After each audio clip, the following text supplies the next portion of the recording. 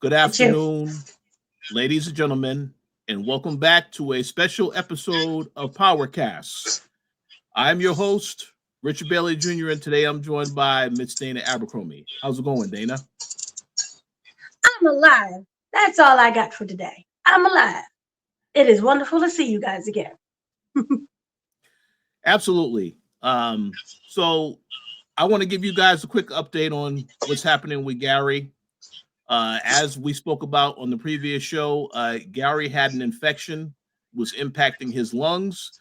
I can tell you that as of this week, that infection is cleared up. He does still need a little bit of time to recover because, he does have sickle cell and it did impact his sickle cell. But all things considered, he is in good spirits. We have both spoken to him. So, yes, he will definitely be back to the show in the future. But yes, he again wanted to extend my thanks. He also wants to thank you all for your continued support and prayers, and we look forward to having him back on the show. Now, to get to what we're going to talk about today, first and foremost, no, Raising Kana is not back yet. Stars normally takes their time before they release another power show. So that's what it is. But we are going to talk about today a little bit with Raising Kana because Dana does have some information regarding the upcoming season. So definitely feel free to sit back and let us know your thoughts as we start talking about some of these topics, because we definitely want to talk with you all about the show. But with that said, I'm going to hand the mic back over to Dana whenever you're ready. Okay, well, it's now or never time for me, I guess. We do have news. We have two casting news that actually explains the plot of what we're going to get in season 5, which is the finale, the final season of Raising Kanan. This comes to us by stars that Joey Pantoliano, or Joey Pants is basically what he's known as Hollywood. He has joined the cast season 5 of Raising Kanan. This, like I stated, is going to be the final season of Raising Kanan, and he basically plays a reoccurring guest star role as Pino Bernardi. Pino Bernardi is the head of the Manhattan Mafia. Bernardi is supremely self-assured in the epitome of the old adage, speak softly and carry a big stick. He doesn't need to tell you he's a boss because he knows it already. So, a lot of ego. He is essentially what mom and pops are, but the mafia version of that. Now, as we all know, that in terms of mom and pops, they were basically, they kind of set up Kanan to kill his mother. Essentially, they kept speaking, what is she really about? Is she really on your side? And feeding that information into Kanan. As a result, he did end up shooting. We don't know whether or not she's alive or dead, but shooting Kanan. This in return, not Kanan, Raquel. As a result, they introduced Kanan to their nephew, who we finally met as Breeze. Now, they're going to start having new ties and new connections, but what makes this interesting is the fact that now he's up against the Mafia, the Manhattan Mafia, and no longer we don't know whether or not Raquel survived, but even if she did, I do not feel she's going to help him navigate this situation. This is something that he is going to have to do on his own with Breeze, and maybe eventually we'll get to see Tommy. Or this could be someone who gives him counsel. We don't know whether or not he is playing a friend or a foe, but it's interesting to see him making connections, whether it's positive or negative, with the mob.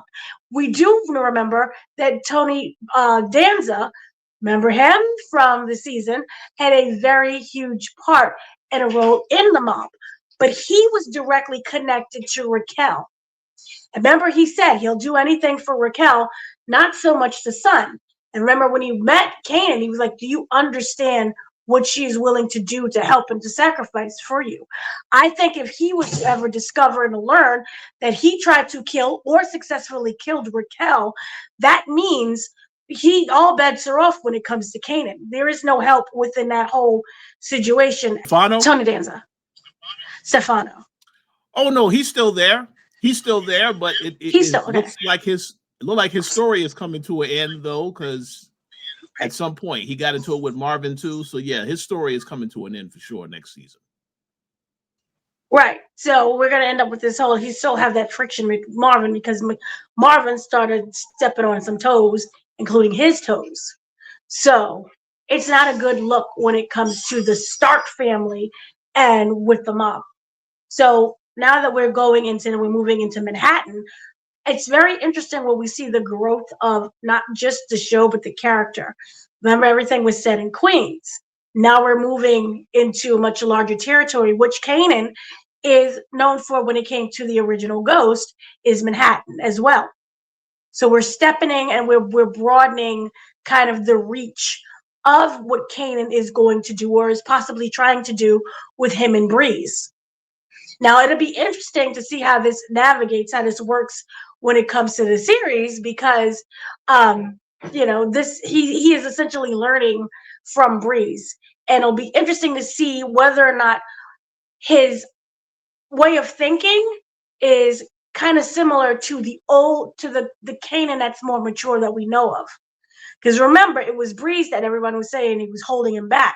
So are they going to just be, yes, sir, Breeze, no, sir, Breeze, right away? Or are we going to start seeing some tension? Granted, it's only one season, but it is the finale. So it's going to be interesting approach on how they addressed at least his character. Do you have any thoughts on the addition of this character when it comes to Joey Pants? Yes, I absolutely love this casting. This actor, obviously, he was in Bad Boys. He played the I believe the lieutenant that was in charge. Always getting into it with Will and Martin's characters. Yeah, I think this is great to bring him to this show for the final season. And again, I did not know this information, so yeah, this breaking news that you shared, this is news to me. Great to hear this character is a part of the Mafia. It makes me wonder what the long-term plan is going to be for this character. And to answer the question of earlier, yeah, Stefano, yeah, I think his time is up. I think a lot of bodies will be dropping this upcoming season. We know at least there is one individual we know at least that will make it out of this season. Well, at least, there's three I could say. Obviously, Kanan gets out this season. Jukebox gets out this season, and then of course, the Sal Baselli's wife, who is working with Unique, because she is actually in the other show with Ghost. So very interesting. Yeah, but I'm looking forward to it for sure. I am looking forward to that, and also, the mob in general has been a very big part of the Power universe. So to see him navigate that as still essentially a teenager, or at least a very young 20-something-year-old, will be interesting to see how he ends up learning more about that world. Mom and Pops kind of kept that a little bit. It wasn't fully written in terms of the mob, the lifestyle of which they're deeply embedded into, because they're retired now. So to see these characters that I'm pretty sure they'll add more additional into more of the mob lifestyle, where he himself has to directly interact with without Raquel, it's going to bring some interesting tactics or interesting storylines to come into play here. And again, I do love the fact that Manhattan Mobster, he's one of the big ones in there. He's not messing with, Del Ruco to Tony Boy on the corner or anything like that. So it's fun to see. Also, on top of that, we have the addition of Leslie Grossman. So see her there. She's very huge in the Ryan Murphy world. Leslie Grossman is actually, and I learned this because I was like, why is this lady just always here? She is Sasha Pinn's actual wife, real life wife. So she is joining the cast as Florence. Oh, you gotta be doing a shimmy. Flossie. I don't know why, but her name is Flossie Siegel. She is Manhattan's most prolific madam. So she does a little bed activity. She's good on her back. Flossie Siegel lives in a polished, luxurious lifestyle on the surface, but as the daughter of a Jewish mobster, see more mobster ties, she's her father through and through. Tough, shrewd, and strategic. So we're getting the madam role in this here. I do not know. I am not fully aware. You could probably answer this. Was there a huge tie in kind of the madam world in the original Power series that you know of? That's a good question. Um, I don't necessarily think so. I mean, obviously, there were certain characters. A lot of people were messing around with a lot of different people in that original show. I don't think that's something they really highlighted.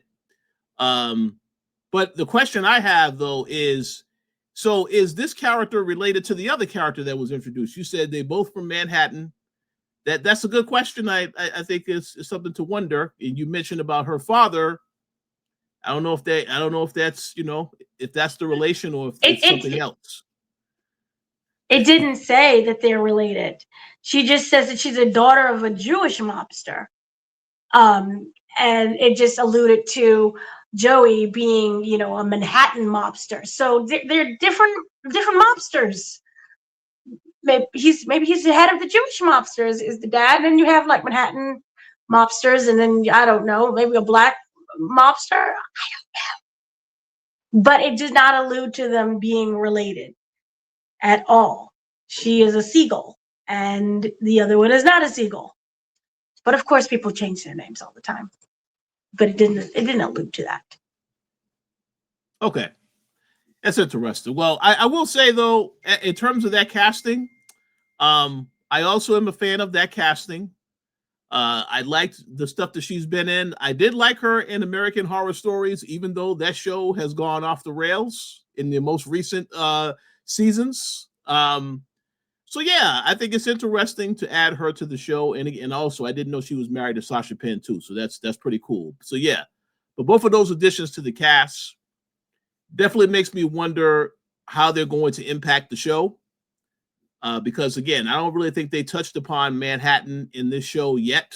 So this could be a very interesting new direction for them to take going into the final season. And it makes me wonder if that's also going to bleed into whatever happens with Power Origins too. But I guess we have to wait and see. See, that would be an interesting one. But Kanan's not in that one. It's a little bit confusing sometimes. All these different legacy and origin, and then you have Raising Kanan. But yeah, it's interesting how they would come into play. But I do like the fact that we're expanding the world, as I stated before. Obviously, it's Manhattan, which of course makes me wonder, is this going to be, maybe the last 2 episodes or so where we start seeing Tommy and Ghost? So that, and how they would play into this. We do know that Breeze obviously isn't murdered right away. He has a long-standing arc in general within the Power universe, but I'm also kind of worrying with this mob that they're going to work with, or maybe work against. How exactly does that impact Snaps and Pops? And by Breeze being their nephew, whose side does he end up taking? Well, we do know that Breeze is very old school, and we did see the finale where it looked like they was training and breeding him into this life, or grooming him into this life. So I don't exactly see him going against that at that moment. But it does end up being another interesting fact, the fact of, if Raquel is alive, what then happens to her? And I do know what then happens to Stefano, because not only is him and Marvin going at it, him and the mobster family is not exactly happy at all with what's been going on. And then hopefully with these characters, especially when it comes to Joey's character, they're smarter than their predecessors when it comes to the mob, because they got taken out by a child in the woods very sillily. So that is one of the big things that we know so far, and that would, the plot would just be him breaking on his own and having to make these connections on his own without his mother being there, and having people who are guiding him who are not always there for his best intentions. They're using Kanan as a tool. We do not know yet if, for example, mom and pops explain the situation thoroughly to Breeze, to then use Breeze as a tool, to manipulate him even more. So we don't know what happens and comes into play with that. And then when we did see, I think a piece of a snippet of a trailer dropped in November, we also have to take into account Jukebox, who is growing into her own self, and as we do know, becomes more sinister. So maybe this lifestyle is something where she ends up interacting more with the madam and learns how to use people. Because we do remember the episode, remember how we saw Jukebox as an adult, how she was able to use these young kids and then kill very indiscriminately. But she was able to use people as well. So maybe she ends up learning from the madam of, how to use men is your goal. So that could be an interesting play as there. Yes. Those are some very good points you made. Yeah, I definitely want to see how these characters are incorporated into the show and how they impact everything else that's happening in the show. I do want to give a disclaimer, however, for the people who are fans of Raising Kana and they are fans of certain characters. I want them to take this time to prepare themselves, because we already know a lot of these characters are not going to make it out of this upcoming season. And you mentioned Jukebox, that instantly made me think of Marvin, because we already know what she told her friend, how important Marvin is to her, that she was going to stay around and take care of him. Something bad will happen to Marvin. And the way that the season ended on that last finale with the cliffhanger, a lot of things were happening with various characters. So I want people to be prepared. When the character's time is up, their time is up. And I think a lot of characters are not going to make it out of this last season. So I want people to be prepared for that. But I'm looking forward to it. And then we can all come back here and then console each other, console all of you who are watching, and have great conversations about this show. So yeah, let us know your thoughts on that. That was just very brief information that, gives us a piece of the plot through storyline and through characters of what's going to happen. So yeah, and then on top of that, Unique's still alive. So that should be interesting to see in terms of that. And then because remember multiple interviews that I did with the actors who played Snaps and Pops, they did say that they did kind of fear. They feared Ronnie, but they had some kind of, not necessarily a guilt, but like it was less fear, but they knew to kind of, what's that word? Be cautious around Unique. So I'm also wondering where that comes into play. Will Unique start messing with the madam now that Raquel is dead? Allegedly. We don't know.